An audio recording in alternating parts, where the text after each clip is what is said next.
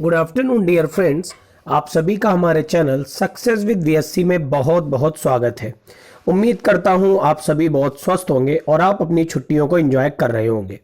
सबसे पहले तो आप सभी को इस धनतेरस पर्व और दीपावली के पावन पर्व की बहुत बहुत शुभकामनाएं। भगवान से प्रार्थना है कि आप सभी का ये दीपावली बहुत ही शुभ हो और आगे आने वाले आपके सारे साल बहुत ज़्यादा खुशियों से भरे हों। तो इस छुट्टी के अवसर पर मैंने आपके लिए एक क्लास प्लान की है और इस क्लास के माध्यम से मैं उन एग्ज़ाम को टारगेट करने जा रहा हूं। जैसे कुछ एग्ज़ाम ऐसे होते हैं जिनमें इंग्लिश आती है, तो इस क्लास के माध्यम से मैं 8 से 10 रूल आपको कराऊंगा। अगर आपको पसंद आता है तो इसको आगे भी कंटिन्यू करूंगा। आप लोग अपने प्यारे कमेंट से बताइएगा। तो आज की इस क्लास में मैंने क्या रखा है, तो आज के इस क्लास में इंग्लिश ग्रामर का क्विक रिवीजन करेंगे। 8 से 10 रूल कुछ कवर करेंगे हम लोग इस क्लास के माध्यम से। तो चलिए बिना किसी देरी के शुरू करेंगे। और हाँ, ये सारे जो रूल्स हैं मैंने अलग अलग टाइम पे अलग अलग वीडियो में बनाए हुए हैं, तो मैं आपके बीच पूरे के पूरे रूल्स को मर्ज करके एक ही में दे रहा हूँ। तो आप लोग एंजॉय करिएगा और बताइएगा आपको कैसा लगा, आपको क्या समझ में आया पूरा कंटेंट जो मैंने पढ़ाया। तो चलिए शुरू करेंगे। आप लोग शेयर जरूर करिएगा दोस्तों के साथ और चैनल को जिसको भी अच्छा लगे सब्सक्राइब जरूर करिएगा। Thank you. चलिए शुरू करते हैं।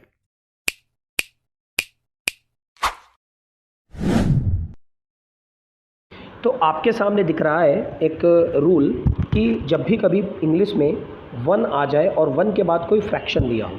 अब सबसे पहली बात आती है कि सर फ्रैक्शन क्या होता है। तो फ्रैक्शन का मतलब होता है जैसे कि बोल दिया जाए थर्ड, है ना, जैसे बोल दिया जाए थर्ड, जैसे बोल दिया जाए टू, जैसे बोल दिया जाए फोर्थ। ठीक है बेटा, तो ये सारे के सारे क्या होते हैं, फ्रैक्शन होते हैं। तो बात ये आती है कि जब भी कभी पूरी इंग्लिश में अगर वन लिखा मिल जाए और वन के बाद कोई भी फ्रैक्शन आ जाए तो आपको याद ये रखना है कि वो फ्रैक्शन हमेशा सिंगुलर फॉर्म में रहेगा। ठीक है, यानी थर्ड का थर्ड ही रहेगा, आप उसे थर्ड्स नहीं कर सकते हैं। ठीक है, उसके बाद आपका ऑफ आएगा और सब्जेक्ट जो होगा वो सिंगुलर या प्लूरल कोई भी हो सकता है और वर्ब जो होगी वो अकॉर्डिंग टू सब्जेक्ट होगी। जैसा कि आपको पता है कि अगर हमारा सब्जेक्ट सिंगुलर होता है, ठीक है, तो हमारी वर्ब भी कैसी आती है, सिंगुलर आती है। वहीं अगर हमारा सब्जेक्ट प्लूरल है तो हमारी वर्ब कैसी आती है, वो भी प्लूरल आती है।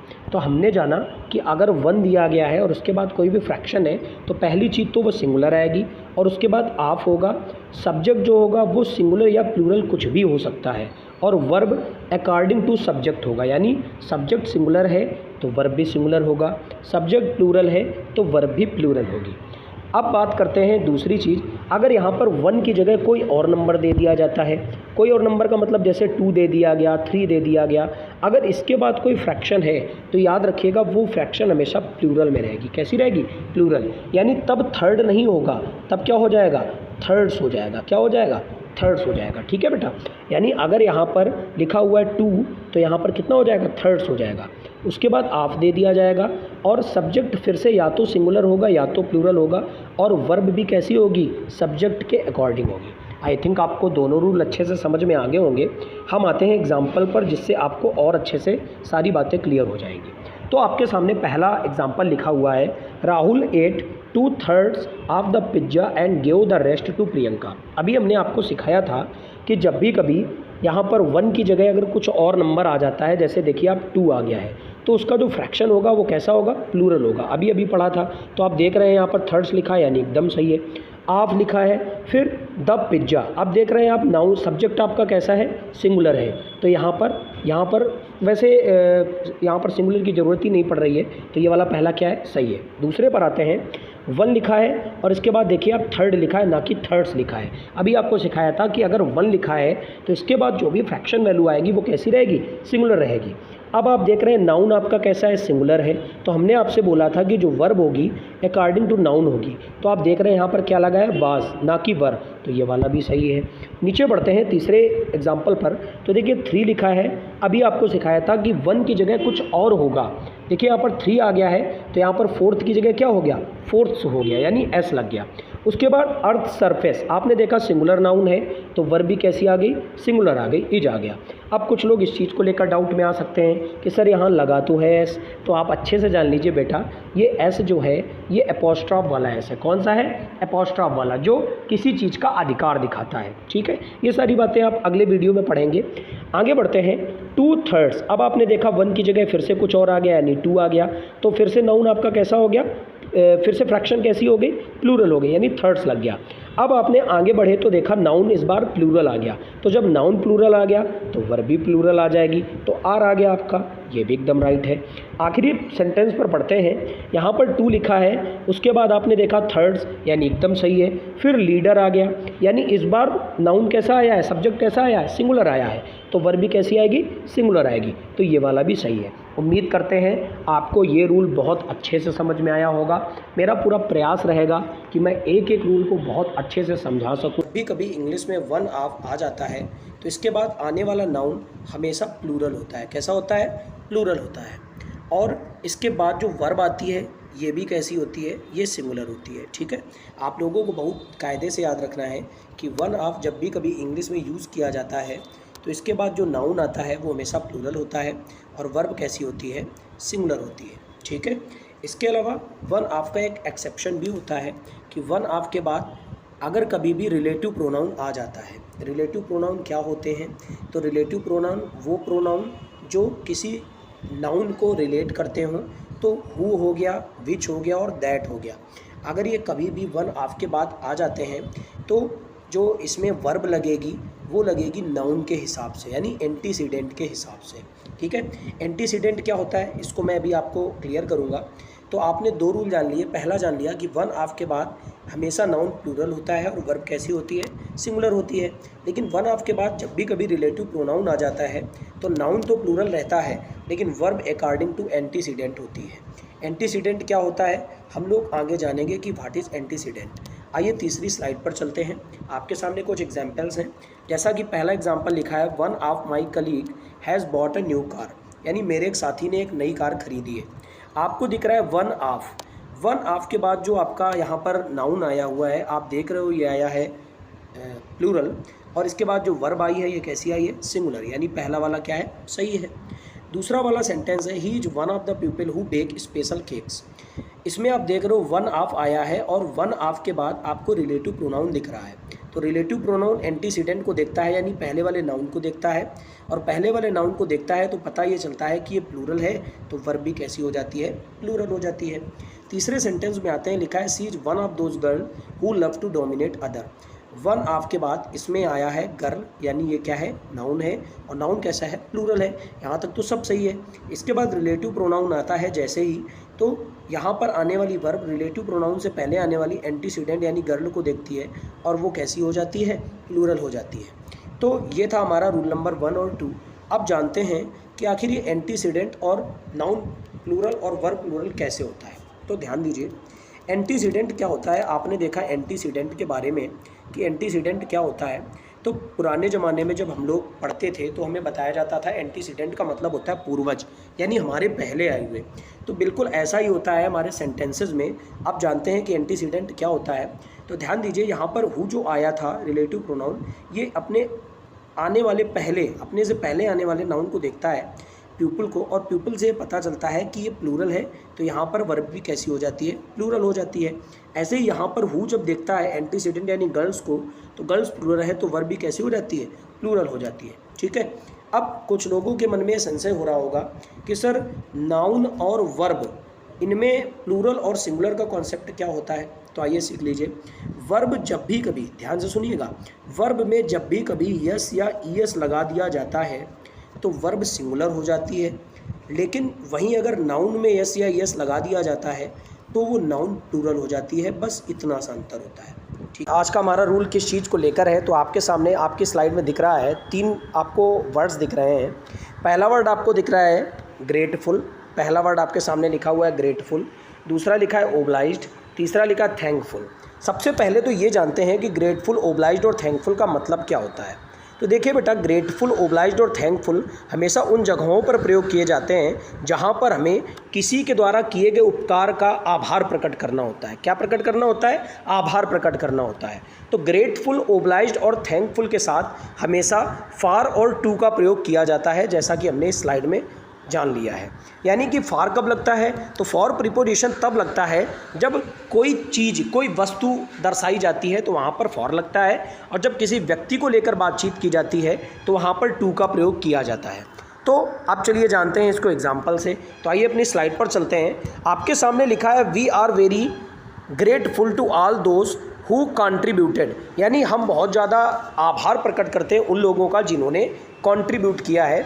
तो आप यहाँ पर देख रहे हैं कि ग्रेटफुल जो आया हुआ है, इसके बाद यहाँ पर आपका क्या आया हुआ है? टू आया हुआ है। अभी हमने सीखा था बेटा कि टू वहाँ पर आता है जहाँ पर हमें किसी व्यक्ति का आभार प्रकट करना होता है।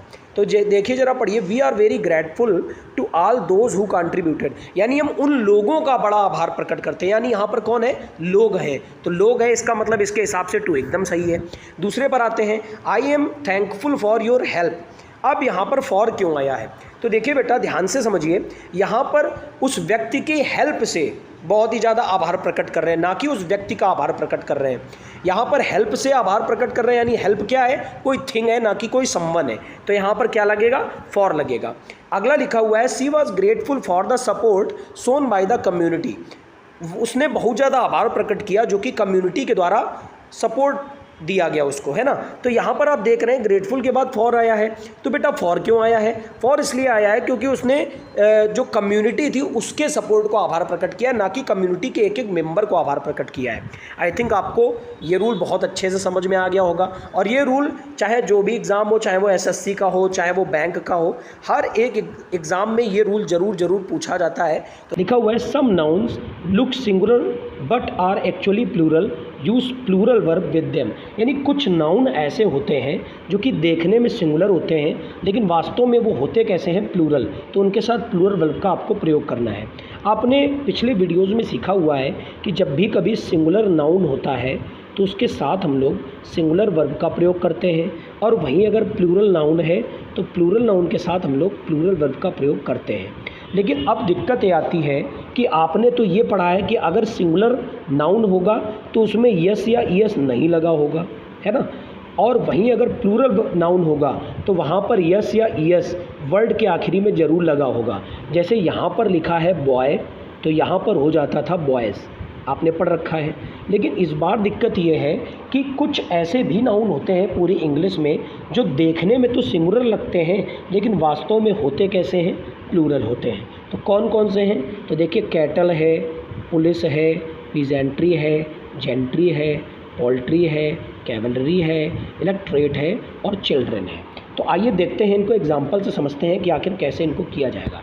आपके सामने आपकी स्क्रीन पर पहला एग्जाम्पल दिख रहा है, cattle are grazing in the field. यानी जो जानवरों का समूह है, यानी जो जानवरों का झुंड है, ये खेत में चर रहा है।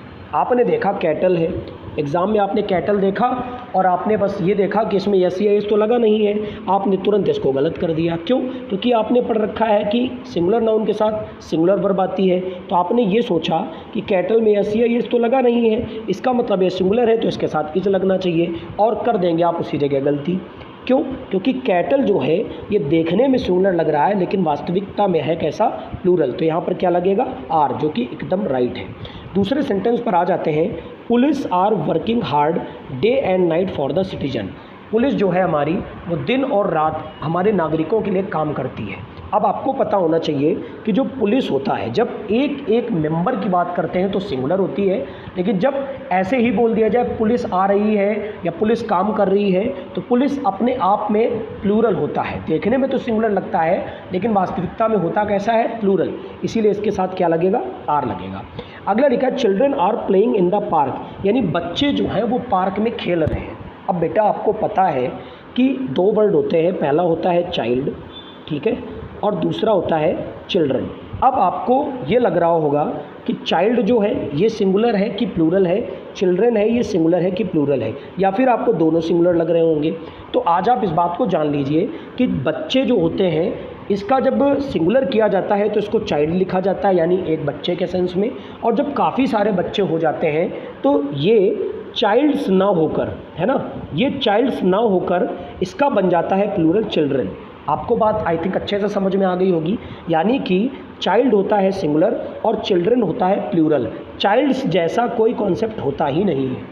तो जब आपने देखा चिल्ड्रन लगा है यानी बच्चे पार्क में खेल रहे हैं, ना कि एक बच्चा खेल रहा है, तो इसके साथ क्या लग गया, आर लग गया, यानी प्लूरल वर्ब लग गई। तो ऐसे ही करके ये पूरा का पूरा रूल लगेगा। आई थिंक आपको ये रूल बहुत अच्छे से समझ में आ गया होगा। अगर आपको हमारे चैनल पर अच्छा लगता है, आपको हमारे चैनल से कुछ अच्छी इन्फॉर्मेशन मिलती है, कुछ अच्छे पढ़ाई के वीडियोज़ मिलते हैं, तो आप चैनल को ज़रूर सब्सक्राइब करें, इस वीडियोज़ को लाइक करें और वीडियो के कमेंट कॉलम में अपना प्यारा सा कमेंट ज़रूर छोड़ें अगर आपको पसंद क्या है रूल। तो आपके सामने लिखा है, if the possession is common for two nouns use as only with the latter noun, otherwise use it with both the nouns. मतलब यह है बेटा कि अगर पोसेशन किसी चीज़ का दर्शाया जा रहा है दो नाउन के साथ में, तो आपको जो एपोस्ट्रॉफ एस है इसको केवल बाद वाले नाउन के साथ लगाना है, ठीक है, या फिर इसको दोनों नाउन के साथ लगाना है। तो कैसे बाद वाले के साथ केवल लगाना है और कब दोनों के साथ लगाना है, ये तो हम तभी समझ पाएंगे जब हम एग्जाम्पल्स देखेंगे। तो ध्यान से देखिए, अब एग्जाम्पल्स की ओर बढ़ते हैं। आपके सामने पहला सेंटेंस लिखा हुआ है, विशाल एंड शेखर्स एल्बम इज़ रिलीजिंग सून। यानी विशाल और शेखर का जो एल्बम है ये बहुत ही जल्द रिलीज़ होने वाला है। तो बेटा यहाँ पर आपको सीखना ये है, जब भी हमें किसी चीज़ का पोसेशन दिखाना होता है यानी अधिकार दिखाना होता है, तो आप बचपन से जान लो इन चीज़ों को। हम एपोस्ट्रॉफ एस का प्रयोग करते हैं। जैसे हमें दिखाना है राम की कार, तो हम क्या बोलते हैं, राम्स कार, ठीक है, राम्स कार। देखिए आप राइटिंग पर थोड़ा सा गौर मत करिएगा क्योंकि नेटवर्क का इश्यू है थोड़ा सा, ठीक है। तो राम्स कार ऐसे ही तो लिखते थे, एपोस्ट्रॉफ लगा के दिखाते थे। तो यहाँ पर भी ये हो रहा है कि विशाल एंड शेखर्स एल्बम इज़ रिलीजिंग सून। तो जब भी कभी सेकेंड नाउन के साथ एपोस्ट्रॉफ एस का प्रयोग किया जाए और पहले वाले के साथ प्रयोग ना किया जाए, तो आपको वहाँ पर ये समझना है कि विशाल और शेखर का एल्बम जो है ये एक साथ में रिलीज़ हो रहा है। यानी कि जैसे राम और श्याम ब्रास बैंड ऐसे करके अगर बोल दिया जाए, यानी कि राम और श्याम नाम का कोई ब्रास बैंड है, ठीक है।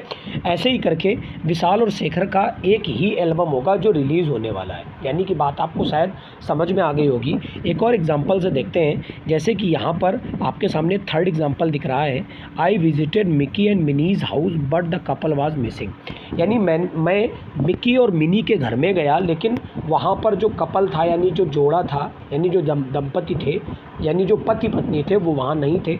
मतलब ये है मिक्की और मिनी एक ही यूनिट है दोनों के दोनों, ठीक है, एक ही लोग से दोनों को दर्शाया जा रहा है। इसी वजह से मिनी के साथ यानी बाद वाले नाउन के साथ एपोस्ट्रॉफ का प्रयोग हुआ है। आई थिंक बहुत अच्छे से समझ में आ गया होगा। वहीं दूसरी तरफ जानते हैं दूसरे वाले सेंटेंस से और चौथे वाले सेंटेंस से। दूसरे वाले में लिखा है Vishal's and Shekhar song are very famous. यानी जब कभी भी दोनों नाउन के साथ एपोस्ट्रॉफ एस का प्रयोग किया जाए तो वहाँ पर आपको समझना है कि विशाल एक दूसरी यूनिट है और शेखर एक दूसरी यूनिट है। यानी विशाल और शेखर दोनों अलग लोग हैं और इनके जो सॉन्ग हैं ये बहुत ज़्यादा फेमस है, ठीक है बेटा।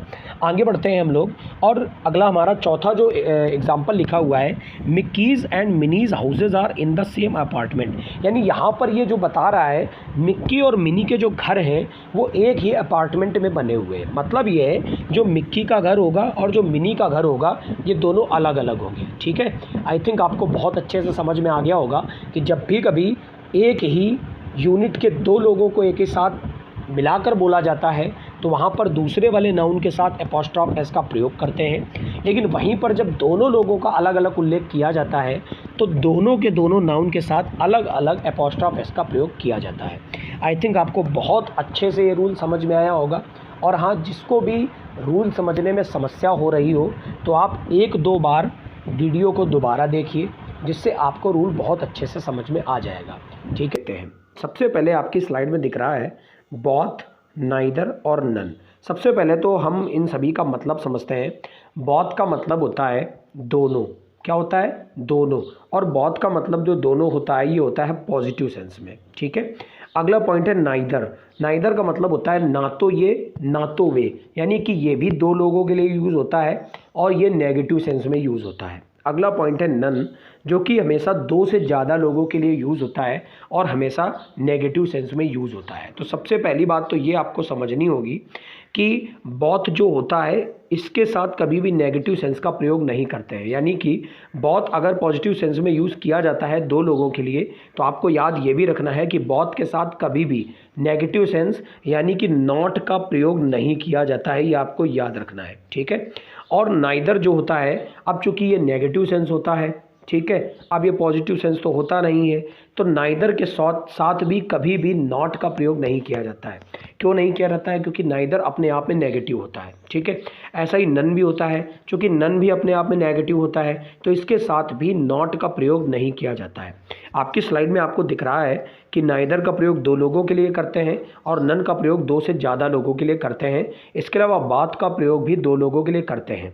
अंतर केवल इतना होता है कि बात का प्रयोग दो लोगों के लिए तब करते हैं जब पॉजिटिव सेंस होता है, यानी पॉजिटिव सेंटेंस बनाना होता है, और नाइदर का प्रयोग दो लोगों में तब करते हैं जब नेगेटिव सेंस यानी नेगेटिव सेंटेंस बनाना होता है, और नन का प्रयोग तब करते हैं जब नेगेटिव सेंस के साथ साथ हमें कई सारी लोगों को दर्शाना होता है। तो चलिए बढ़ते हैं आगे और इसको एग्जाम्पल से समझते हैं। देखिए, पहला सेंटेंस लिखा हुआ है, he had 5 friends but none of them came to his funeral. यानी उसके 5 मित्र हैं लेकिन उनमें से कोई भी उसकी फ्यूनरल में नहीं आया, ठीक है।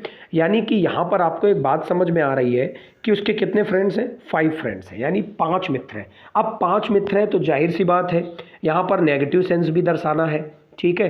तो 5 मित्र जब हैं तो जाहिर सी बात इसमें नाइदर तो आएगा नहीं। क्यों नहीं आएगा नाइदर? क्योंकि नाइदर तो हमने पढ़ा है केवल दो लोगों के लिए होता है यूज़, है ना, समझ पा रहे हो ना, दो लोग के लिए यूज़ होता है नाइदर। अब आगे बढ़ते हैं, देखते हैं जरा, he had 5 friend but none of them came to his funeral. यानी कि 5 मित्र हैं और पांचों मित्रों को नेगेटिव सेंस में दर्शाना है, तो यहाँ पर क्या प्रयोग होगा? नन प्रयोग होगा, ना कि बोथ, ना कि नाइदर। आई थिंक आपको अच्छे से समझ में आ गया होगा। अगले वाले पर बढ़ते हैं, both of guest have not come yet. अब ये क्यों गलत है? अब ये क्यों गलत है, हमको ये समझना है। तो देखिए, अभी हमने आपको समझाया था कि जो बोथ होता है इसके साथ कभी भी नॉट का प्रयोग होता ही नहीं है, यानी नेगेटिव सेंस में प्रयोग नहीं होता है। तो बात ये आती है, क्या सर नॉट को हटा दिया जाए? तो ऐसा कतई नहीं होगा, क्योंकि अगर नॉट को हटा देंगे तब तो सेंस ही बदल जाएगा, है ना। क्योंकि यहाँ पर बात ये की जा रही है कि दोनों में से कोई भी गेस्ट नहीं है। अगर नॉट को ही हटा देंगे तो हमारा तो सेंस ही बदल जाएगा ना, बिल्कुल अर्थ बदल जाएगा। तो इंग्लिश में हमें इस बात का भी ध्यान रखना होता है कि हमारा सेंस वही रहे, ठीक है। सेंटेंस में कुछ ऐसा बदलो कि सेंस वही रहे। तो बोथ के साथ तो नॉट लगता नहीं है, इसीलिए हो गया रंग। तो अब ऐसा क्या लगा दिया जाए जो बोथ की जगह काम हो जाए और नॉट भी ना लगाना पड़े? तो नाइदर, है ना। नाइदर का यूज़ यही होता है कि बोथ की जगह नाइदर का प्रयोग तब किया जाता है जब नेगेटिव सेंस दो लोगों को लेकर दर्शाया जाता है। आई थिंक आपको बहुत अच्छे से पूरी की पूरी जानकारी मिल गई होगी। तो एक बार फिर से देख लीजिए, हमने आपको क्या सिखाया। हमने आपको ये सिखाया कि बोथ जो होता है दो लोगों के लिए यूज़ होता है और नेगेटिव सेंस में कभी भी इसका यूज़ नहीं करते हैं। जबकि नाइदर जो होता है ये भी दो लोगों के लिए यूज़ होता है, लेकिन ये केवल नेगेटिव सेंस में ही यूज़ होता है। और नन जो होता है ये दो से ज़्यादा लोगों के लिए यूज़ होता है और ये भी केवल नेगेटिव सेंस में ही यूज़ होता है। नाइदर और नन चूँकि आपस में नेगेटिव होते हैं, इसीलिए इनके साथ नॉट का प्रयोग नहीं होता है, और बोथ के साथ भी कभी भी नॉट का प्रयोग नहीं होता है। आई थिंक आपको पूरा का पूरा रोल बहुत बढ़िया तरीके से समझ में आ गया होगा।